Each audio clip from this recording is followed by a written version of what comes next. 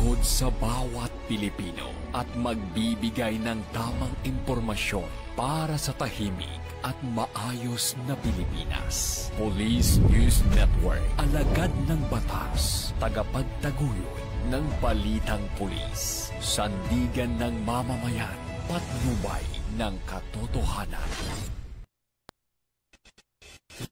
Kampo Krame, maghahatid ng pinakahuling kaganapan at nagbabagang balita. Ito ang PNN Police News Network. At ngayon, ang inyong mga tagapagbalita. Magandang araw, bagong Pilipinas. Ako ang inyong alagad ng batas, tagataguyod ng Balitang Pulis. Patrolwoman Maria Danica Bungo mula sa Regional Mobile Force Battalion ng NCRPO. Maghahatid sa inyo ng tamang balita, kwento ng pulis at serbisyo para sa mamamayan. At ito ang PNP News Online, ang pangunahing balita ng Police News Network, alagad ng batas, tagataguyod ng Balitang Pulis.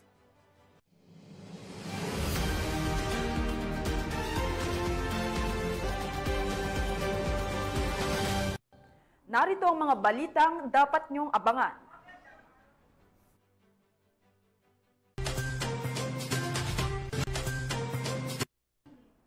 Siklista patay matapos aksidenteng magulungan ng kotse. Most wanted person na suspect sa panggagahasa sa Albay na aresto sa Maynila. At iligal na pagpasok ng produktong petrolyo huli sa Tawi-Tawi.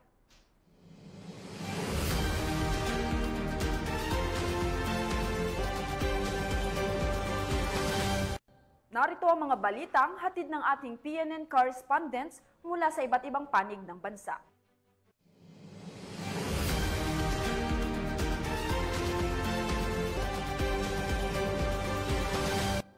Simulan natin ang balita mula sa bahagi ng Luzon.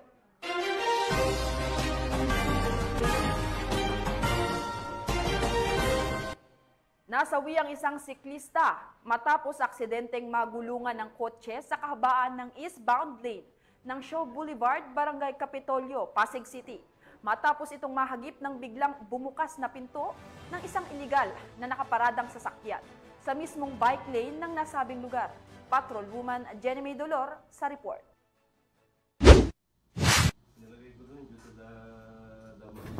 Makikita sa kuha ng CCTV na isang puting UV ang naka-illegal park sa kahabaan ng eastbound lane ng Shaw Boulevard, Barangay Capitolio, Pasig City, kung saan nasakop nito ang bike lane ng daan. Nagdi-deliver umano ng tubig ang driver sa nasabing lugar. Ilang minuto pa nang dumaan ang biktimang siklesta at nang tumapat na ito sa UV ay sakto ding aksidenteng biglang bumukas ang likurang pinto ng nasabing sasakyan at natamaan ang siklestang biktima. Nawalan ito ng kontrol. Nang ito'y matumba, nasagasaan ang biktima ng kotseng nakasunod dito. Idineklarang dead on the spot ang biktima. Samantala, inaresto naman ang dalawang driver na sangkot sa nasabing insidente na kinilalang sina alias Jeffrey, 39 anyos, driver ng UV, at si alias Marcelo, 59 anyos, driver ng nakasagasang kotse. Matapos basahan ng kanilang karapatan, ang mga sospek ay pansamantalang dinala sa Pasig City Custodial Facility para sa kaukulang disposisyon. Kasong reckless imprudence resulting to homicide and damage to property ang kakaharapin ng dalawang sospek. Mula dito sa Eastern Police District, ako po ang inyong PNN correspondent, Patrolwoman Jenny May Dolor, alagad ng batas, tagataguyod ng Balitang Pulis. Maraming salamat, Patrolwoman Dolor. Patay ang dalawang riding in tandem suspect matapos silang habulin at paputukan ng hindi pa nakikilalang lalaki. Ilang sandali matapos nilang pagbabarilin ang biktimang naglalakad sa Barangay Tuktukan, Taguig City. Alamin ang iba pang impormasyon mula kay Patrolwoman Mary May Toniveva. Eksena ng takot at tensyon ang bumalot sa General Luna Street, Barangay Tuktukan, Taguig City matapos nilang masaksihan ang madugong engkwentro sa pagitan ng riding in tandem at isang concerned citizen nitong Martes lang pasado alas 4 ng hapon. Base sa investigasyon, naglalakad sa tabing kalsada ang lalaking nakaitim nang bigla itong paulanan ng bala. Kita sa CCTV kung paano patumbahin ng dalawang sospek na riding in tandem ang biktimang kinilalang si alias Angelo, menor de edad at nakatira sa Barangay Tuktukan, Taguig City.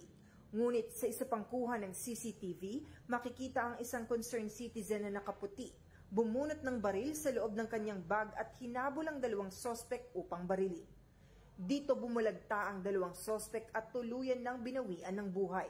Sa naganap na insidente, isa pang civilian na tricycle driver ang nadamay at tinamaan ng baril. Kung titingnan natin dahil ang involvement ng biktima ay illegal drugs, malamang doon umiikot yung natin. Kinilala ang dalawang sospek na si alias Ian, 20 taong gulang, naturang gunman at nakatag bilang top 1 most wanted person dahil sa dalawang kasong pending nito na murder case. At ang rider na si alias David, 23 taong gulang. Kuha rin sa video ang pagkuha ng baril ng barker na ito at agad ipinasa sa isa pang barker. Sa ngayon, inaalam pa ng pulisya ang posibleng koneksyon ng bawat isa.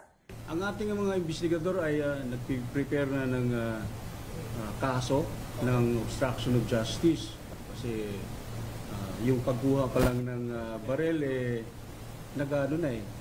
nagkakaroon ng problema yung investigasyon ng ating mga pulis. Samantala, ang biktimang si alias Angelo ay kasalukuyang nasa ospital para sa pagpapagamot, maging ang tricycle driver, habang ang concerned citizen ay pinaghahanap na ng pulisya para sa karagdagang impormasyon. Sa ngayon, naaresto ang barker na kumuha ng baril sa crime scene na si alias Jimberly, habang pinaghahanap na rin ang pinag-abutan nito ng baril. Mula dito sa Southern Police District, ako ang inyong PNN correspondent, Patrolwoman Meritoni Veva, alagad ng batas, tagataguyod ng Balitang Pulis. Maraming salamat, Patrolwoman Meritoni Veva. Timbog ang isang lalaking nakatalang top 7 most wanted person sa bayan ng Mapandan, Pangasinan, matapos hainan ng warrant of arrest kaugnay sa kaso nitong acts of lasciviousness. Ang report mula kay Police Corporal Mark Anthony Pico. Isang lalaki na kinilalang si alias Tinong, 51 taong gulang, isang tricycle driver sa Barangay Poblasyon, Mapandan, Pangasinan. Ang operasyon ay sinagawa ng mga tauhan ng Mapandan Municipal Police Station sa pangunguna ni Police Captain Benedict C. Espinosa, Officer in Charge, sa bisa ng warrant of arrest sa kasong acts of lasciviousness sa ilalim ng Article 336 ng Revised Penal Code na may kaugnayan sa Section 5B, Article 3 ng Republic Act 7610, Special Protection of Children Against Abuse, Exploitation and Discrimination Act, na may rekomendadong piyansa na nagkakahalaga ng 180,000 piso. Ang nasabing warrant ay inilabas noong Hunyo 24, taong kasalukuyan ni Honorable Caridad Villegas Galvez, Presiding Judge ng Regional Trial Court, 1st Judicial Region, Branch 43, Dagupan City. Matapos ang pag-aresto, dinala si alias Tinong sa Mapandan Community Hospital para sa medikal na pagsusuri. Sa kasalukuyan, siya ay nasa kustodiya ng Mapandan Municipal Police Station. Patuloy na hinihikayat ng kapulisan ng komunidad na makipagtulungan at ugnayan para sa mabilis na aksyon at mapanatili ang tahimik at ligtas na pamayanan. Mula dito sa Ilocos Region, ako ang inyong PNN correspondent, Police Corporal Mark Anthony Pico, alagad ng batas, tagataguyod ng Balitang Pulis. Maraming salamat, Police Corporal Pico. Nasamsamang mahigit kalahating milyong pisong halaga ng shabu mula sa dalawang sospek sa isinagawang buy-bust operation ng mga tauhan ng Bataan PNP sa Barangay Sipakan, Balanga City, Bataan. Nakatutong dyan si Patrolwoman Jilly Peña. Mahigit 500,000 pesos na halaga ng shabu ang nasamsam matapos ang matagumpay na buy-bust operation ng mga tauhan ng Bataan PNP na kung saan arestado ang dalawang individual sa Barangay Sibakan, Balanga City, Bataan nito lamang Hunyo 24 taong kasalukuyan. Kinilala ni Police Colonel Marites A. Salvadora, Provincial Director ng Bataan Police Provincial Office, ang mga suspect na sina alias Rod, 57 taong gulang, may asawa, at alias Jose, 28 taong gulang, binata, kapwa residente ng nasabing barangay.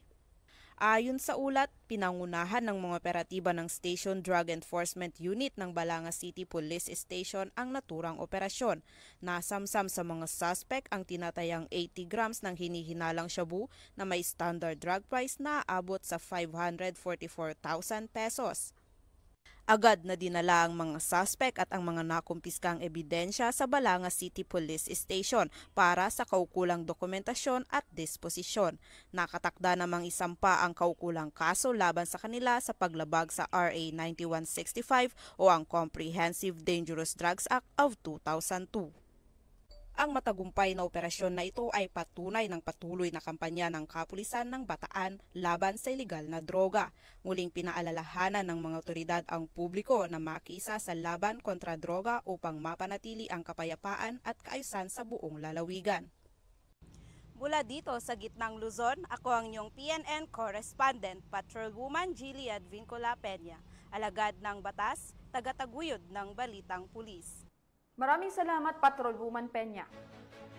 Nakumpiska ang 3 bangka sa isinagawang seaborne patrol operation ng mga otoridad sa karagatang sakop ng Magsaysay, Palawan dahil sa paglabag sa Municipal Ordinance No. 2010-079 na nagbabawal sa paggamit ng air compressor bilang breathing apparatus sa pangingisda. Patrolwoman Dara Falogme sa report. 3 bangka ang nasabat ng mga otoridad sa isang matagumpay na seaborne patrol operation na isinagawa sa katubigan sakop ng bayan ng Magsaysay, Palawan, dakong alas 4:30 ng hapon nito lamang Hunyo taong kasalukuyan. Pinangunahan ang operasyon ng mga tauhan ng Magsaysay Municipal Police Station sa ilalim ng pamumuno ni Police Lieutenant John Ray C. Cupan, officer in charge ng istasyon. Katuwang nila ang grupong Bantay Palawan na pinamumunuan ni retired Police Lieutenant Joel A. Magbanwa na patuloy na nakikipag-ugnayan sa mga lokal na otoridad para sa proteksyon ng karagatan. Nahuli ang mga nasabing bangka dahil sa paglabag sa Municipal Ordinance No. 2010-079 o pagbawas sa paggamit ng air compressor bilang breathing apparatus, isang gawaing delikado at mapanira sa yamang dagat. Municipal Ordinance No. 2020-239 o pagbawal sa pagpasok ng mga transient fishermen at Municipal Tax Ordinance No. 116 of 2013 na nag-uutos ng tamang pagbayad ng buwis at regulasyon para sa mga bangkang pangisda na pumapasok sa nasasakupan ng Magsaysay. Muling nananawagan ng mga otoridad sa lahat ng mangingisda, lokal man o dayo, na mahigpit na sundin ang mga umiiral na batas at ordinansa upang mapangalagaan ang likas na yaman ng karagatan at maiwasan ang anumang legal na parusa. Mula dito sa home of the Police Eco Warriors, Calapan City, Oriental, Mindoro, ako ang inyong PNN correspondent, Patrolwoman Dara Falogme, alagad ng batas, tagataguyod ng Balitang Pulis. Maraming salamat, Patrolwoman Falogme. Nasa kote ang isang lalaking kabilang sa listahan ng most wanted person sa lalawigan ng Albay dahil sa kasong panggagahasa. Matapos itong matunto ng mga otoridad sa isang palengke sa Sampaloc, Maynila. Nakibalita dyan si Police Staff Sergeant Merculito Lovendino Jr. Naaresto ng mga otoridad ang isang lalaking itinuturing na pinaka-wanted na kriminal sa lalawigan ng Albay habang nagtatrabaho sa isang pampublikong palengke sa Sampaloc, Maynila. Kinilala ang sospek sa alias na Ton, 42 anyos, sa isang joint operation ng Rapu-Rapu Municipal Police Station at ng mga tauhan ng Manila Police District. Nahuli ang sospek ng walang kapalag-palag. Batay sa ulat ng pulisya, matagal nang pinaghahanap ang sospek matapos siyang masangkot sa 5 magkakahiwalay na kaso ng qualified rape. Ayon sa record ng korte, inilabas ang mga warrant of arrest na walang inirekomendang piyensa dahil sa bigat ng mga kaso. Naitala rin siya bilang rank 1 municipal most wanted person sa buong lalawigan ng Albay at matagal na rin nakakalusot sa mga otoridad sa pamamagitan ng pagpalipat-lipat ng tirahan. Ikinatuwa Ginawa ng mga otoridad ang matagumpay na pagkakaresto na nagresulta ng maingat na surveillance at koordinasyon ng mga pulis mula sa Albay at Metro Manila. Kasalukuyang nasa kustudiya na ng rapo-rapo ni Municipal Police Station ang suspek para sa kakulang proseso at inihanda na rin ang kanyang paghaharap sa korte. Ayon sa pulisya, patuloy ang kanilang masigasig na kampanya laban sa kriminalidad at pagtutulungan ng bawat himpilan pulisya upang mapanagot ang mga kriminal saan man sila magtago. Mula dito sa Bicol Region, ako po yung Police News Network Correspondent, Police Staff Sergeant Merculito P. Lubindino Jr., alagad ng batas, tagataguyod ng balitang pulis. Maraming salamat, Police Staff Sergeant Luvendino. Naghatid ng saya at serbisyong medikal sa mga kabataan ang isinagawang medical and dental mission ng mga tauhan ng Alfonso Lista Municipal Police Station sa isang paaralan sa nasabing bayan. Yan ang balitang hatid ni Police Master Sergeant Ermelinda Cacleong. Nagsagawa ng medical at dental mission ng mga tauhan ng Alfonso Lista Municipal Police Station, katuwang ang kanilang mga stakeholders at benefactors sa Tallo Purok Elementary School, San Marcos, Alfonso Lista, Ifugao. Nito lamang ika-24 ng Hunyo 2025.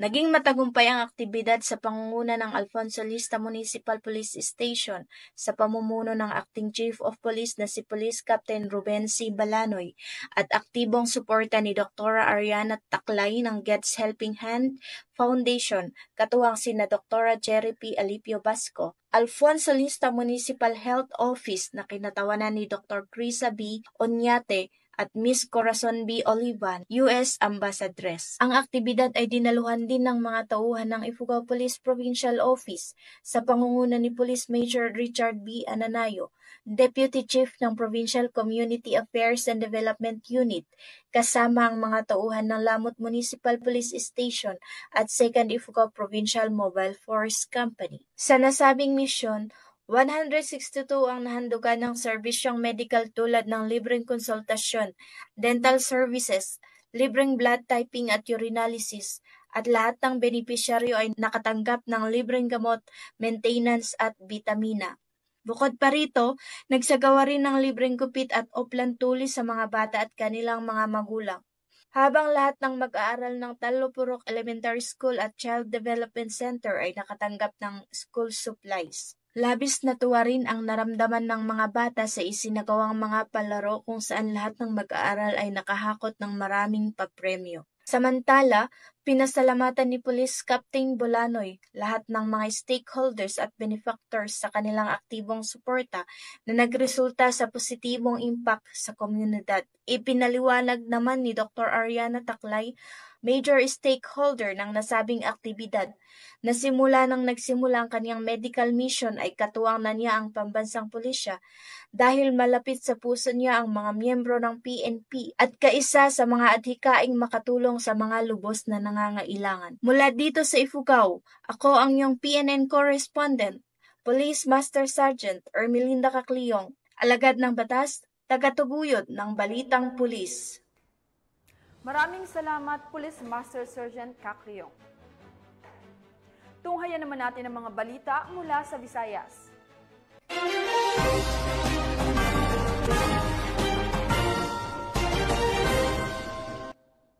Dahil sa patuloy na pagpapaigting ng kampanya ng pulisya kontra iligal na droga, nasa batang mahigit 200,000 pisong halaga ng hinihinalang shabu sa isang matagumpay na buy-bust operation sa Putotan, Iloilo.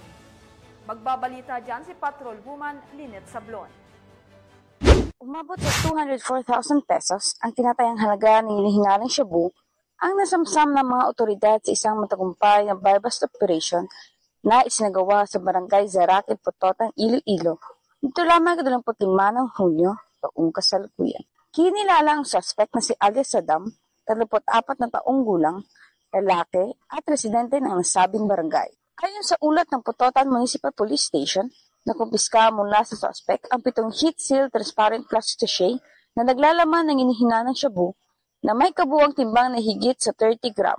Batay sa imbestigasyon, 3 linggo umanong minaman-manan ng mga otoridad ang galaw ng suspect bago ikasa ang operasyon. Napag-alamang kumuha umano si Saddam ng supply ng iligal na droga mula sa lungsod ng Iloilo at ipinapakalat ito sa iba't ibang bahagi ng bayan ng Pototan. Sa ngayon, nahaharap ang suspect sa kasong paglabag sa Republic Act 9165, ang Comprehensive Dangerous Drugs Act of 2002, at nasa kusdiya na ng Pototan Municipal Police Station para sa karagdagang investigasyon at tamang disposisyon ng kaso. Patunay ito ng patuloy na dedikasyon ng Philippine National Police sa paglaban sa iligal na droga at sa pagbibigay ng ligtas na pamayanan para sa bawat Pilipino.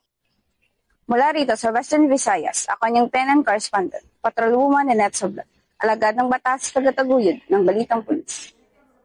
Maraming salamat, Patrolwoman Sablon. Kulungan ng bagsak ng isang lalaki matapos maaresto kaugnay ng pagnanakaw ng tinatayang 120,000 halaga ng pera sa isang construction office sa Albuquerque, Bohol. Yan ang tinutukan ni Patrolwoman Flora May Azares. Arestado ang 29 anyos na lalaki matapos masangkot sa insidente ng pagnanakaw sa opisina sa isang construction company sa Barangay Bahi, Albuquerque, Bohol, bandang alas 11:45 ng umaga noong Hunyo 24 ng taong kasalukuyan. Kinilala ni Police Captain Jose Leandar R. Velasquez, Chief of Police ng Albuquerque Municipal Police Station, Bohol Police Provincial Office, ang suspect na si Gilbert, 29 anyos, residente ng Campao Oriental, Getafe, Bohol. Sa inisyal na ulat, personal na nagtungo sa himpilan ng pulisya ang isang empleyado upang iulat ang pagkasira ng pinto ng opisina at pagkawala ng pera ng kanyang amo na nagkakahalaga ng 120,000 pesos. Sa isinagawang beripikasyon sa CCTV footage, positibong kinilala ang suspect na si Gilbert, dating empleyado ng kumpanya. Agad na kumilos ang kapulisan upang tugisin ang suspect, natunton at naaresto ang suspect sa isinagawang follow-up operation. Kasalukuyang nasa kustodiya ng pulisya ang suspect habang inihahanda ang kaukulang kasong kriminal laban sa kanya. Ang matagumpay na operasyon ay patunay lamang na ang mga kapulisan ng Central Visayas ay nagpapakita ng kanilang dedikasyon sa pagsugpo ng anumang uri ng kriminalidad tungo sa isang mapayapa at ligtas na bagong Pilipinas. Mula dito sa Central Visayas, ako ang inyong PNN Correspondent, Patrolwoman Flora May Azares, alagad ng batas, tagataguyod ng Balitang Pulis. Maraming salamat, Patrolwoman Azares. Narito naman ang mga balita mula sa bahagi ng Mindanao.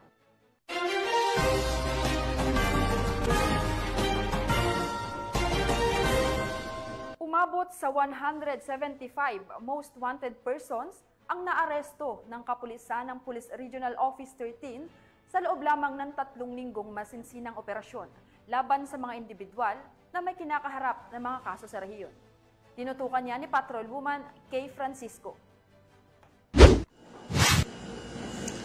Kabuuang 175 katao, kabilang ang 37 most wanted persons at 138 iba pang wanted individuals ang naaresto ng mga unit ng Police Regional Office 13 sa pinaigting na operasyon mula Hunyo 1 hanggang Hunyo 23, 2025 sa buong rehiyon ng Caraga. Ayon kay Police Brigadier General Christopher N. Abrahano, Regional Director ng Police Regional Office 13, sa nasabing bilang ng most wanted persons, siyam ang nasa regional level, 15 sa provincial level at 13 sa city at municipal levels. Patay sa datos ng Regional Investigations and Detection Management Division, 13 ay nanguna sa operasyon ng Agusan del Sur Police Provincial Office. May 66 na naaresto, sinundan ng Surigao del Sur PPO na may 33 at ang Butuan City Police Office na may 32 na naitalang arestado. Samantala, 29 ang naaresto ng Surigao del Norte Police Provincial Office, 10 mula sa Agusan del Norte PPO at 5 naman ang mula sa Dinagat Islands PPO. Mananatiling matatag ang PNP Caraga sa pagtupad ng mga warrant of arrest na ini-issue ng iba't ibang korte sa rehiyon. Kasabay nito ay patuloy nating ipinapatupad ang mga special laws upang supilin ang iligal na gawain at tiyakin ang kapayapaan at kaayusan sa Caraga. Makakaasa ang publiko na magpapatuloy ang maigting na kampanya ng Police Regional Office 13 laban sa kriminalidad bilang bahagi ng tapat na paglilingkod ng kapulisan tungo sa isang ligtas at maayos na pamayanan. Mula rito sa rehiyon ng Caraga, ako ang Police News Network Correspondent, Patrolwoman Kay Francisco, alagad na batas, tagataguyod ng Balitang Pulis. Maraming salamat, Patrolwoman Kay Francisco. Himas-rehas ang isang mangingisda matapos makumpiskahan ng baril at mga bala sa ikinasang search warrant operation sa Glan, Sarangani. Nakatutok dyan si Patrolwoman Brilliant Jean Cabonilas. Isang mga isda matapos makumpiskahan ng ilegal na baril at mga bala sa isinagawang search warrant operation ng mga operatiba sa Purok Islam, Barangay Cablalan, Glan, Sarangani Province nito lamang ika-24 ng Hunyo 2025. Kinilala ni Police Lieutenant Colonel Jovinson Bugnot Bayuna, hepe ng Glan Municipal Police Station, ang suspect na si alias Rusty, 46 anyos, isang mangingisda at residente ng nasabing lugar. Bandang alas 5 ng umaga, isinagawa ng mga tauhan ng Glan Municipal Police Station kasama ang Sarangani Provincial Mobile Force Company ang search warrant operation. Na-recover mula sa suspect ang isang unit ng 9mm Uzi pistol at 23 ng bala. Nakumpiska din ang 2 plastic sachet ng hinihinalang shabu na may kabuuang timbang na 0.12 na gramo at nagkakahalaga ng 6,800. Iba pang drug paraphernalia. Kasalukuyang nasa kustudiya na ng Glan Municipal Police Station ang suspect at nahaharap sa kasong paglabag sa 10591 at RA 9165. Patuloy ang pagpapaigting ng kampanya kontra iligal na droga at loose firearms. Mula dito sa Regional Office 12, ako po ang inyong PNN correspondent, Patrolwoman Brilliant Jean Cabonilas, alagad ng batas, tagataguyod ng Balitang Pulis. Maraming salamat, Patrolwoman Brilliant Jean Cabonilas. Nahuli ng mga operatiba ng PNP Maritime Group ang iligal na pagpasok ng mga produktong petrolyo sa Sitangkay, Tawi-Tawi. Narito ang buong detalye ng report mula kay Patrolwoman Angela Bandarlipe. Nasabat ng mga tauhan ng 1st Special Operations Unit ng PNP Maritime Group ang 2 hindi markadong speedboat na hinihinalang sangkot sa iligal na pagpapasok ng produktong petrolyo sa isinagawang seaborne patrol operation nito lamang Hunyo taong kasalukuyan sa Sitangkay, Tawi-Tawi. Sa nasabing operasyon, 2 individual ang sakay ng unang bangka habang isa naman ang sakay ng ikalawa. Tinatayang 3,400 litro o katumbas ng 16 na drum ng hinihinalang smuggled na gasolina ang nakumpiska mula sa ikalawang bangka.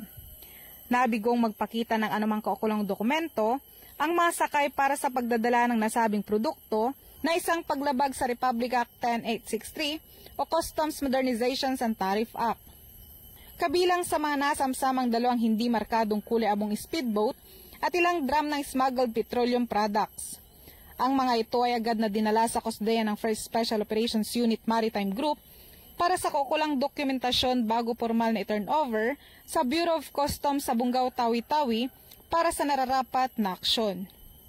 Patuloy ang PNP Maritime Group sa pagtutok sa mga aktibidad ng smuggling sa katubigan ng Bangsamoro upang matiyak ang seguridad at kaisan sa riyon. Mula rito sa riyon ng Bangsamoro, ako ang iyong Police News Network Correspondent, Patrolwoman Angela Bandarlipe, alagad ng batas, tagataguyod ng Balitang Pulis.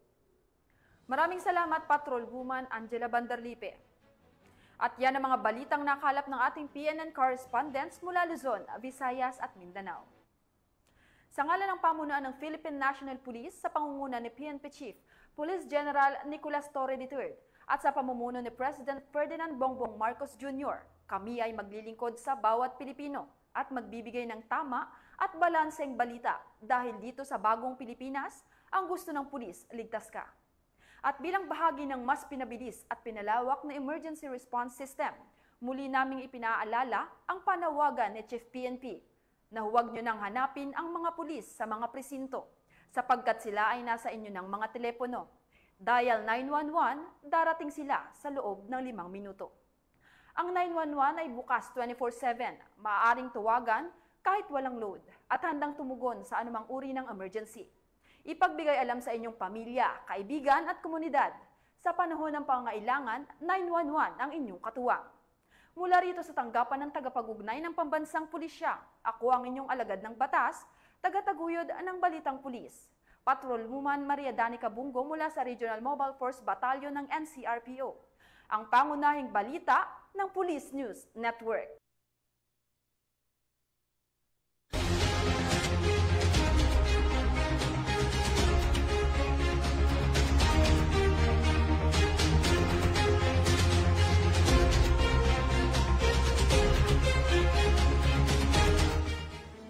Police News Network, alagad ng batas, tagapagtaguyod ng balitang pulis.